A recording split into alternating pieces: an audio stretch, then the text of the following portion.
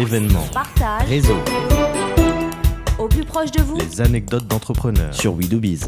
Place aux entrepreneurs, c'est une petite révolution entrepreneuriale ce soir. J'ai le plaisir de recevoir les Sans Culottes. Faites les Sans Culottes, c'est le nom de leur entreprise. Avec moi au micro de We Do Biz, Marine Froment, Antoine Lessard à la 3e édition de 100 jours pour entreprendre. Bonsoir à vous deux. Bonsoir. Vous êtes lauréat ce soir, c'est pas pour rien que vous arborez cette cape de super-héros, de super entrepreneur. Maintenant qu'on a dit tout ça, il faut savoir ce que vous faites. C'est le moment du pitch, on vous écoute. Qui veut commencer? Antoine.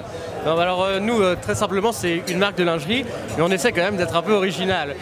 Du coup, on veut mettre de l'humour, de la féminité, être un petit peu provocateur dans le design de nos culottes, donc qui seront vendues en ligne dans un premier temps, un site de e-commerce. Et en fait, le constat duquel on est parti, c'est que l'humour dans la mode, on le voit de plus en plus dans les costumes, que c'est ce que fait un peu Paul Smith, on voit ça dans beaucoup de t-shirts, dans les caleçons. Les femmes, C'est quoi l'humour sur une culotte? L'humour dans une culotte, ça dépend. Par exemple, sur une culotte, on écrit des choses dessus. Il y a des citations. On a une citation qu'on aime bien. Frédéric Dard, c'est à la culotte de ses filles qu'on juge un pays. On a différents logos, on a des trompe-l'œil, on a ce genre de choses. Après, on n'a pas encore fini la conceptualisation de la première collection. Donc on n'a pas de visuel pour l'instant à vous montrer, mais avec le coup de pouce de 100 jours pour entreprendre, ça va aller plus vite. Ça ne devrait pas tarder. Alors du coup, c'est les tout débuts, mais surtout, c'est né d'où?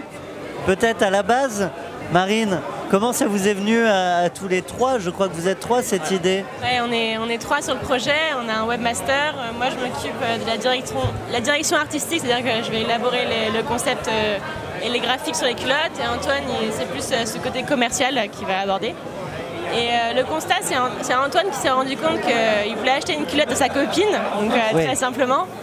Et il voulait lui acheter une culotte du Portugal parce qu'il était allé au Portugal et il n'en a pas trouvé dans les boutiques et en ligne. Et il s'est dit mais il manque une offre pour les femmes, quelque chose de rigolo, de fun. Et on est parti de là et on a tout de suite plein d'idées. Oui, vous auriez pu vous positionner sur les culottes du Portugal, mais vous avez vu plus large. On a vu français. Non, mais c'est plus simple de faire ça en France, bien sûr. Ce soir, vous êtes monté sur scène pour devenir lauréat. C'est quoi? C'est un peu d'adrénaline? Il se passe quoi dans la tête, dans l'esprit? Moi, je dirais qu'on a vraiment été très émus. C'est surtout d'avoir une reconnaissance de gens qui sont vraiment extérieurs au projet et d'avoir une reconnaissance de professionnels qui nous disent on croit en votre projet.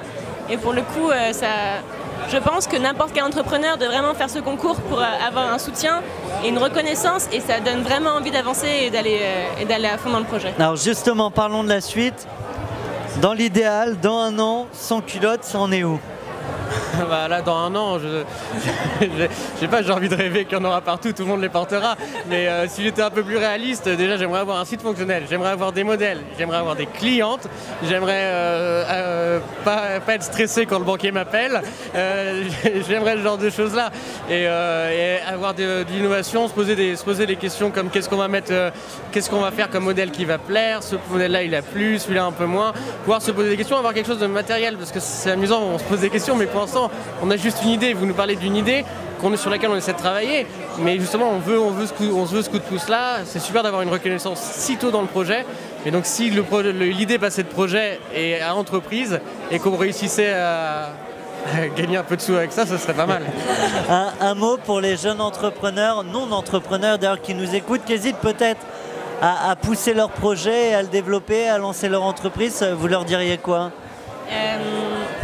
S'ils ont des idées et qui veulent un appui, un soutien ou même juste un avis extérieur pour pas qu'ils rentrent dans le mur, vraiment 100 jours pour entreprendre, pour le coup, c'est vraiment l'occasion de mettre les choses à plat, de se rendre compte de nos faiblesses, de nos points positifs, de ce qui peut nous faire avancer. Et ça permet vraiment de réaliser qu'on peut se lancer et c'est une super expérience pour le coup. Et aussi de passer sur l'antenne de We Do Biz. Bien sûr.